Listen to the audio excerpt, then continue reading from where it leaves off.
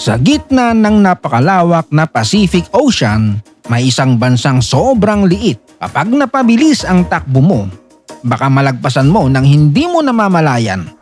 Ito ang Nauru, isang buong republika na may sukat na humigit kumulang 21 square kilometers lamang at populasyong nasa bandang 12,000 katao. Ibig sabihin, mas marami pa ang tao sa ilang barangay sa Pilipinas kaysa sa buong bansang ito. Wala itong opisyal na capital city, walang malalaking bundok, walang expressway, at halos isang pangunahing kalsada lang na umiikot sa isla. Pero wag maliitin ang Nauru dahil minsan na ito naging isa sa pinakamayayamang bansa kada tao sa buong mundo. Dahil yan sa isang kayamanang galing sa matagal nang naipong ipot ng ibon.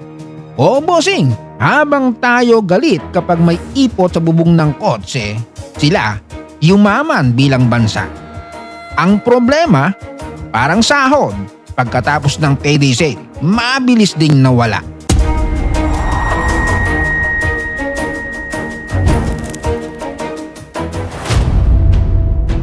Matatagpuan ang Nauru sa Micronesia. Napakalit nito na kaya raw ikutin ang coastal road sa loob lamang na maikling biyahe. Ang karamihan sa mga tao ay nakatira sa makikitid na coastal belt dahil ang gitnang bahagi ng isla na tinatawag na topside ay matagal nang hinukay para sa phosphate.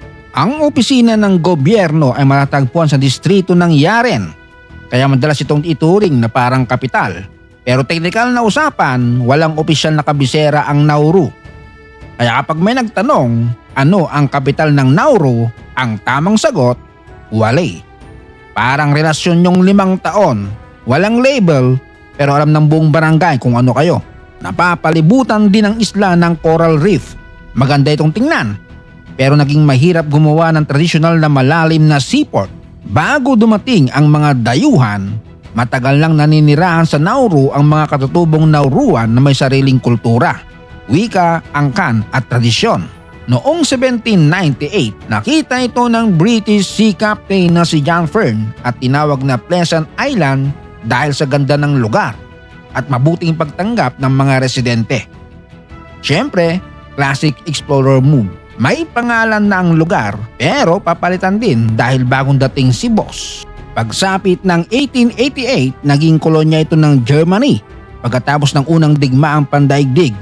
Napunta pa ang asiwa sa Australia, Britain at New Zealand.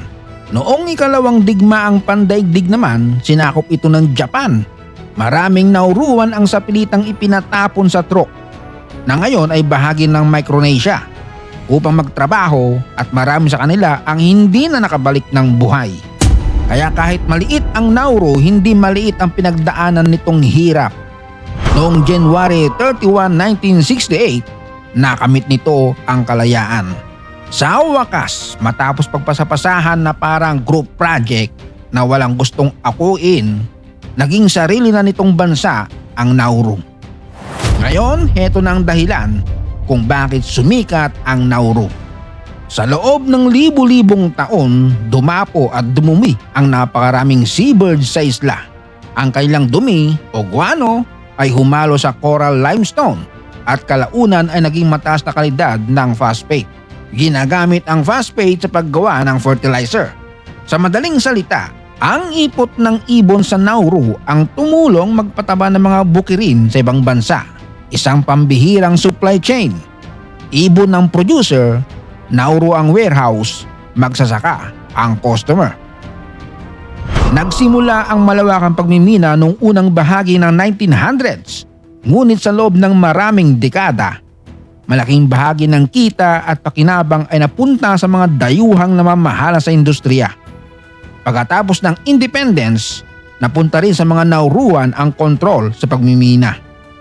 Pagsapit ng 1970s at 1980s, napakalaki ng kinikita ng bansa mula sa phosphate.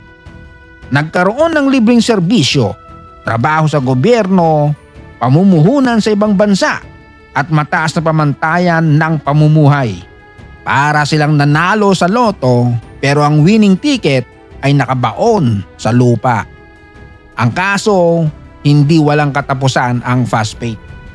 Kapag ang kabuhayan ng isang bansa ay nakasalalay sa iisang mina, Para kang may tindaang puro ice candy ang tinda. Ayos kapag tag-init, pero pagdating ng bagyo, titigan na lang kayo ng freezer. Habang kumikita ng malaki ang Nauru, nag-invest ang pamahalaan sa mga property, negosyo at proyekto sa ibang bansa. Pero hindi lahat ng investment ay naging maganda. May mga maling desisyon, magastos na proyekto, mahinang pamamahala at mga investment na hindi kumita gaya ng inaasahan. Samantala, patuloy na nauubos ang pinakamataas na kalidad ng phosphate. Dito nagsimulang maranasan ng Nauru ang matinding pagbagsak ng ekonomiya. Sa kasalukuyan, kumikita ang bansa mula sa natitirang phosphate processing, fishing licenses, buwis, international assistance at iba pang kasunduan. Ayon sa IMF, nananatiling makitid ang revenue base ng Nauru, kaya malaking hamon ang pangmatagalang katatagan ng ekonomiya. Sa madaling salita, buhay pang negosyo, pero wala na iyong dating unlimited rice na dating kita. Ang pinakamalaking kapalit ng phosphate wealth ay ang pagkasira ng lupain. Sa gitnang bahagi ng Nauru makikitang naglalakiang hukay at matutulis na limestone. Mukha itong set ng science fiction movie kung saan bumagsak ang spaceship pero naubos ang budget para kunin. Dahil sa pagmimina, malaking bahagi ng interior ng isla ang naging mahirap tirhan at pagtamnan. Kaya karamihan ng bahay, opisina at negosyo ay nagsiksikan sa makitid na coastal strip. Ito ang masakit na irony ng Nauru. Ang likas na yamang nagpayaman sa kanila ang siya ring sumira sa malaking bahagi ng kanilang lupa. Ngayon, isa sa mahalagang proyekto ng bansa ang rehabilitasyon ng lupa at ang paglipat ng mas maraming development sa mas mataas at mas ligtas na bahagi ng isla. Simple at community-oriented ang pang-araw-araw na buhay sa Nauru. Dahil kakaunti ang populasyon, malaki ang posibilidad na magkakakilala ang mga tao. Dito mahirap gumawa ng chismis ng anonymous. Bago mo matapos ikwento, baka pinsan pala ng kausap mo ang bida. Ninang niya ang kontrabida at kapitbahay nila ang witness. Popular ang fishing, sports, family gatherings at mga community event. Ang Australian dollar ang ginagamit na currency at English at Nauruan ang pangunahing mga wikang ginagamit. Ngunit dahil kakaunti ang lupang maaring pagsakahan at malayo ang bansa sa malalaking supply center, napakaraming produkto, lalo na ang pagkain ang kailangang i-import. Kaya kapag naantala ang barko o supply chain, pwede magmahal o mawalan ng stock ang ilang pangunahing bilihin. Sa Pilipinas, kapag walang sibuyas, may national debate. Sa Nauru, kapag na-delay ang supply ship, maaaring buong grocery list mo ang magsiklib. Limitado rin ang natural fresh water. Umaasa ang maraming residente sa rainwater collection at desalination, habang problema rin ang contamination at saltwater intrusion. Dahil sa pagkawalan ng agricultural land at pagdepende sa imported at processed food, humarap ang Nauru sa seryosong problema sa obesity, diabetes at hypertension. Sa 2025 National Health Survey, humigit kumulang 89.8% ng adult population na sinuri ay classified bilang overweight o obese. Konektado ito sa kasaysayan ng pagmimina, kakulangan ng sariwang lokal na pagkain, presyo ng imported goods, physical activity at sistema ng kalusugan. Dahil maliit, mababa at napapalibutan ng dagat ang Nauru, malaking banta rito ang climate change. Kasama sa problema ang coastal erosion, mas matinding init, pagbabago ng rainfall, pagkasira ng freshwater supply at pagpasok ng maalat na tubig sa groundwater. Ang masakit, limitado na nga ang pwedeng tirhang lupa sa coastal area. Nasira pa ang malaking bahagi ng interior dahil sa pagmimina. Kaya ang plano ngayon ay ayusin ang topside at gumawa ng mas matibay na komunidad sa mas mataas na lugar. Tinatawag itong bahagi ng Higher Ground Initiative. Dito, kailangan talagang umakyat bago pasukin ng dagat ang sala. Pinag-aaralan din ng bansa ang mga bagong paraan ng pagpupundo. Hindi madaling ayusin ang isang problemang mahigit isang siglo ang lalim. Pero wala ring ibang pagpipilian. Hindi pwedeng sabihin ng Nauru, next island na lang tayo.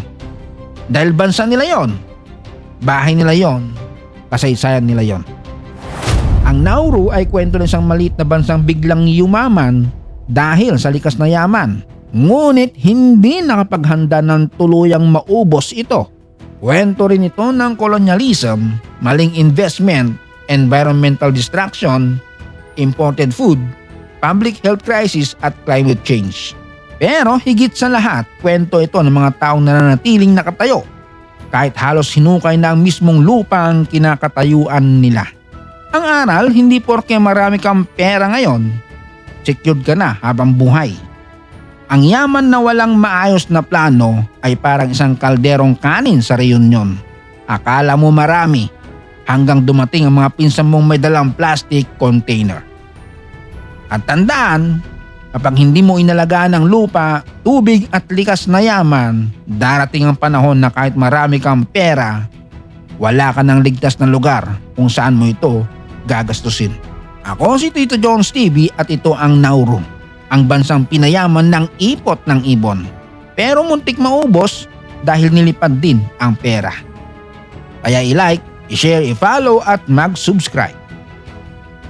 Shout out Michael Piliin ng Oriental Mindoro, Leonilio Tan from Valenzuela City, Antonio Almendras, Julius Samelo, Super Grandpa from Valencia City, Bukidnon, Kerpersus Fernandez Halili ng San Pablo City, Laguna, Raden Arcasaha from Zamboanga City, Jay Murato at kay Michael Adrias from Roa City, Capiz. Maraming salamat sa panonood. Hanggang sa muli.